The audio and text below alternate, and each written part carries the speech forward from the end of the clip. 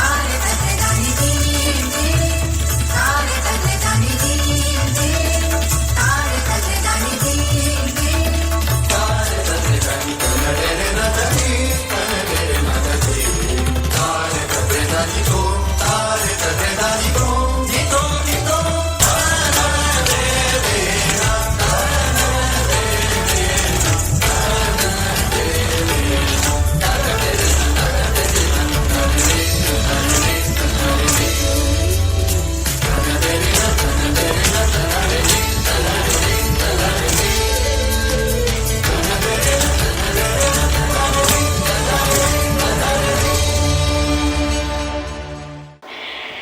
जैसे कि मैंने आपको बताया, मैं काफी सारे टैलेंटेड लोगों से अपने इस जर्नी में मिली हूँ, जहाँ पे फॉर्चुनेट थी मैं कि इनके टैलेंट को मुझे लाइव देखने का मौका मिला। युवा टैलेंट हंट के दौरान मैंने एक क्लासिकल डांसर को देखा, जिनको देखकर मुझे लगा यार ये इतनी छोटी सी और क्या कमाल का कथक करती है, और चेहरा मासूम है, छोटा सा प्यारी सी क्यूट सी है, बट जब डांस करती है तो पूरे स्टेज पे आग लगा देती है। मेरे साथ है the very amazing, very beautiful dancer and very talented Ayurdha Sharma. Ayurdha, welcome करती हूँ आपका शो में, कैसी हो? मैं अच्छी हूँ दीदी, थैंक यू वेरी मच। और कैसा रहा ये समय? देखो पढ़ाई तो मुझे लग रहा है सबकी हो रही है, नहीं हो रही है, बट कथक को कितना टाइम दिया, डांस को कितना टाइम दिया, कैसे किया, क्या किया, कुछ किया कि नहीं किया? मेरी क्लासेस चलती है, मैम क्लास लेते हैं मेरी, तो मैं प्रैक्टिस भी करती हूँ खुद से। अच्छा। तो कथक को भी बराबर टाइम दिया और पढ़ाई को भी बराबर। ओह वाह, मतलब आपकी पूरी ऑनलाइन क्लासेस चल रही थी, कहीं भी आपको बीच में गैप नहीं आया मतलब? नहीं दीदी, नहीं आया। और आयुर्धा, कितने साल की हो अभी आप फिलहाल? मैं अभी 13 इयर्स की हूँ। और कितने सालों से सीख रही हो और परफॉर्मेंस दे रही हो? मैं 5 इयर्स से सीख रही हूँ। मतलब अराउंड जब तुम 8-9 साल की थी तब से तुमने ये शुरू कर दिया था सीखना भी और परफॉर्मेंस देना, और अब फाइनली 13 साल की हो गई और 5 साल हो गए करते करते। कथक ही क्यों चूज किया? मम्मी ने बोला, पापा ने बोला, किसने बोला? क्यों कथक की तरफ क्यों ऐसा लगा कि मुझे ये डांस फॉर्म करना है? कथक मुझे पहले से पता था कि मतलब मुझे एक लगता था कि ये कुछ डिफिकल्ट है, तो इसको मैं चैलेंज ले सकती हूँ इसको करने का, और मैंने लिया। और बहुत डिफ़िकल्ट चीज़ है ये, पैर, एक्सप्रेशंस, हाथ एक जैसे रहने चाहिए सब, तो मैंने कथक चूज़ किया। मम्मा ने भी मुझे हेल्प की चूज़ अच्छा, करने घर में कोई डांसर है कि पूरा पूरा घर जो है वो नॉन डांसर, तुम अकेली डांसर हो कि घर में कोई नहीं, डांसर है? मम्मा करती है। मम्मा करती है कथक? नहीं, मम्मा ने सीखा है थोड़ा सा, अच्छा, करा। पर मम्मा ने अपने सपने तुम्हारे ऊपर करके तुमको फाइनली तुम्हारे सपने अपने सपने जो है तुम्हारे जरिए पूरे हो रहे हैं उनके, और बहुत ही अच्छी बात है। अच्छा, मुझे बताओ कि एक एक चीज होती है ना, जब आप स्टेज पे जाते हो तो आप थोड़े नर्वस हो जाते हो, तुम्हारे साथ ये होता है? और अगर होता है तो तुम इससे कैसे डील करती हो? एक बार मेरे साथ हुआ था, फिर उसके बाद नहीं हुआ, क्योंकि एक बार जब आदत पड़ जाती है तो फिर डर नहीं लगता है। पहली बार जब मैंने किया था मथुरा में तो मुझे थोड़ा सा नर्वसनेस हुआ था, पर उसके बाद नहीं हुआ। और कहाँ कहाँ परफॉर्म कर चुके हो आप? बड़ी बड़ी जगह में भी, कहीं किसी फंक्शंस में, कहाँ कहाँ आपने अभी तक परफॉर्मेंस दिए हैं? मैं मथुरा में जा चुकी हूँ, मथुरा में कृष्ण रंग महोत्सव में, और कथक फेस्टिवल में मैं परफॉर्म कर चुकी हूँ, और ओमा सांजी महोत्सव में, क्या बात और है। और आईटा अवार्ड्स में भी मैम के साथ गई थी, डॉक्टर रागिनी मक्खर मैम के साथ। क्या बात है, क्या बात है। एक गुरु जो होता है वो आपको बहुत सारी चीजें सिखाता है, वो आपको जीवन की भी बातें बताता है, ऐसा नहीं कि सिर्फ कथक ही सिखा रहा है। आपने क्या सीखा है? बेस्ट चीज जो आपको लगती है कि आपकी लाइफ की ये बेस्ट चीज है जो आपने अपार्ट फ्रॉम डांसिंग अपने गुरु से सीखी है? मैंने रागिनी मैम से ये सीखा है कि मैम अनुशासित रहते हैं। जो रागिनी मैम है वो बहुत डिसिप्लिन्ड है, अनुशासित है, आपको ये देखकर लगता है आपको भी उनके जैसा बनना है? जी हाँ। क्या बात है, बहुत खूब। और ये जो इतने सारे बॉलीवुड के डांसर्स हैं और जो बॉलीवुड के बाहर भी जो कथक करते हैं, अपने गुरु का डांस तो, अपने गुरु की कला तो सभी को पसंद है, तो मुझे पता है कि आप सबसे पहला नाम डॉक्टर रागिनी मक्खर मैम का लोगे कि सबसे अच्छा कथक तुम्हें उनका ही लगता है, बट उनके अलावा तुम्हें किसके कथक की शैली बहुत अच्छी लगती है और तुमको देखने में भी मजा आता है? मुझे अभी तक ऐसे मुझे पता नहीं है, पर मैं बिरजू महाराज जी के वीडियोस देखती हूँ, थोड़े उनसे सीखती हूँ। हालांकि वो बहुत बड़े हैं मुझसे, पर मैं उनको देखती हूँ, उनसे सीखती हूँ थोड़ा। और एक्ट्रेसेस में कोई पसंद है आपको? माधुरी दीक्षित, क्या बात है, सभी की फेवरेट है माधुरी दीक्षित। और ऐसा कौन सा गाना है आयुर्धा जिस पे आप बहुत बहुत मजा आता है आपको परफॉर्म करने में? मतलब वो गाना आप जब भी प्ले होता है तो आपके पैर अपने आप ही थिरकने लग जाते हैं।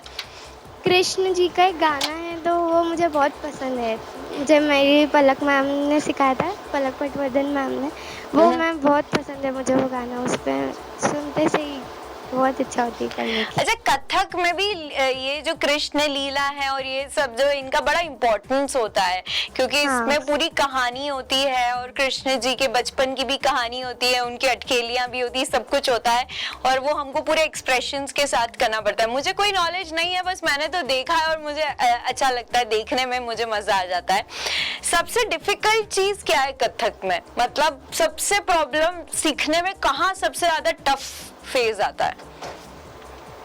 मेरी पर्सनली प्रॉब्लम ये है, मुझे भी पता है कि ये मेरी प्रॉब्लम है कि मैं अगर बोलती हूँ तो फिर मैं उसको करना भूल जाती हूँ, और करती हूँ तो उसे बोलना भूल जाती हूँ। ये मेरी प्रॉब्लम है, तो उसे मैं रिकवर कर रही हूँ अभी। मतलब एक्सप्रेशंस देती हो पर शब्द भूल जाती हो, ऐसा होता है? हाँ। और अगर शब्द याद है तो एक्सप्रेशंस गायब हो जाते हैं। पर ये कोई प्रॉब्लम नहीं है, मैंने तुम्हारा डांस देखा है, तुम बिल्कुल परफेक्ट डांस करती हो। युवा टैलेंट हंट में मैंने तुम्हें बहुत क्लोजली देखा और you were very good. So competition को कैसे लेती हो? कंपटीशन के बारे में क्या कहती हो? कंपटीशंस होने चाहिए, उसमें मजा आता है, अपने को पता चलता है अपन कहाँ पे हैं, या क्या फील होता है कंपटीशंस को लेकर? मुझे मेरी पलक मैम ने ऐसा सिखाया है कि अगर आप कंपटीशन में जा रहे हो तो आप परफॉर्मेंस समझ के उसको हैंडल करो। आप ये मत करो कि मैं कंपटीशन में जा रही हूँ, मैं इससे कॉम्पीट करूँगी उससे, हमें ये नहीं करना चाहिए। मुझे मैम से ये चीज़ सीखने को मिली है, मैम ने मुझे ये चीज़ सिखाई है कि अगर आप जा रहे हो तो ऐसा नहीं करना चाहिए आपको, अगर आप अपना बेस्ट दो। वाह। और अगर आपके जैसे फेलो जो मेट्स होते हैं, आपकी जो सिस्टर्स होती हैं, व्हेन इट कम्स टू एक ही फैमिली होती है, जब कथक फैमिली होती है तो जिससे जो सब सीखते हैं वो एक फैमिली का हिस्सा हो जाते हैं। सो उनके परफॉर्मेंस को देखकर अगर वो अच्छा करते हैं तो मोटिवेशन मिलता है कि कहीं नर्वसनेस भी आती है? नहीं, मोटिवेशन मिलता है थोड़ा कि मुझे भी ऐसा करना है, देखकर लगता है कि मुझे भी करना है ऐसा। और अभी हाल ही में कोई ऐसा गाना था जो क्लासिकल नहीं था पर तुमने उस पे भी क्लासिकल डांस बना दिया, ऐसा कोई गाना था शुरू अभी रिसेंटली कुछ ट्राई किया कोई गाना? अभी तक एक गाना मैंने किया था ट्राई,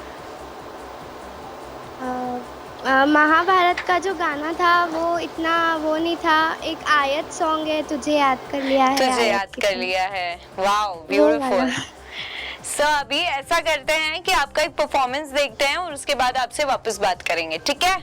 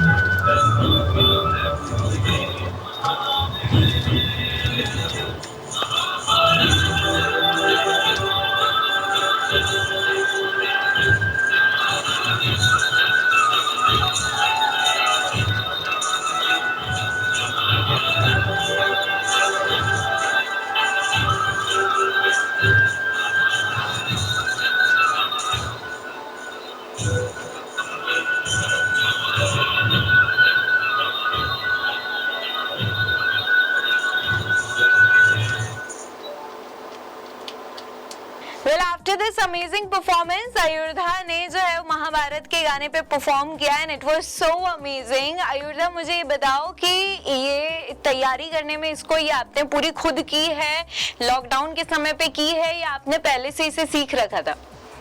नहीं, मैंने लॉकडाउन में ही किया है ये। मुझे गाना बहुत अच्छा लगा, ये मैं देखती हूँ स्टार प्लस पे महाभारत, तो मैंने सोचा इस पे मैं एक बार करके देखती हूँ। तो और फिर आपने अपने किसी गुरु को बताया कि आपने तैयार किया है या उन्होंने देखा? हाँ। या उन्होंने करेक्शन किया, कुछ किया उन्होंने? मैंने पलक मैम को बताया था, उन्होंने किया थोड़ा सा। वाओ। और ये बताओ, ये जो आप इतना बढ़िया तैयार होते हो ये सब, इसमें कितना समय जाता है? क्योंकि मुझे बड़ा प्यारा लगता है, हमेशा डांसर्स जो हैं वो उनके अपीयरेंस के बाद और ज्यादा फैसिनेटिंग हो जाते हैं। तो ये जो कथक वाला जो ये आप पूरा रूप लेके, स्वरूप लेके बैठी हो, इसमें कितना समय लगा आपको? इसमें मुझे 1 घंटा लगा, 1 घंटे में मैं रेडी हो गई। अब आदत हो गई है, पहले टाइम लगता होगा? अब हाँ, तो बिल्कुल पहले टाइम लगता था, अब आदत हो गई जल्दी जल्दी करने की। Wow, that's so cute. So आगे क्या सोचा आयुर्धा आपने कि इसे हॉबी के तौर पे रखना है, कथक को आगे करियर किसी और चीज में बनाना है, या इसको करियर बनाना है और इसी में ही आगे बढ़ना है? इसको ही दीदी करियर बनाना है, इसी में आगे बढ़ना है मुझे।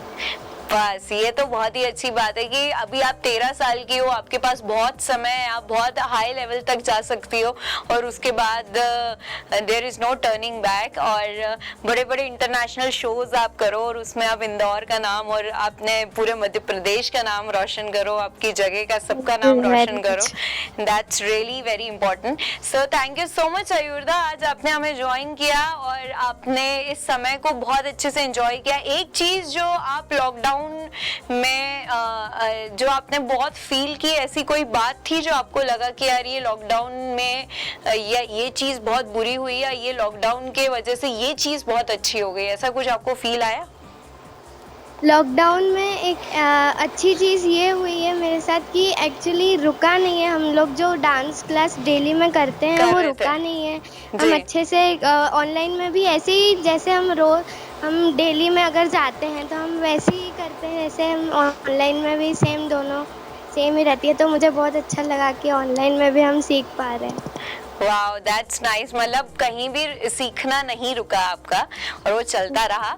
सो आगे भी ऐसे ही आयुर्धा कुछ ना कुछ करते रहना। और हम अभी तो हम दूर दूर से मिल रहे हैं, आगे अब हम प्यार से पास आके मिलेंगे जैसे ही कोरोना काल खत्म हो जाएगा।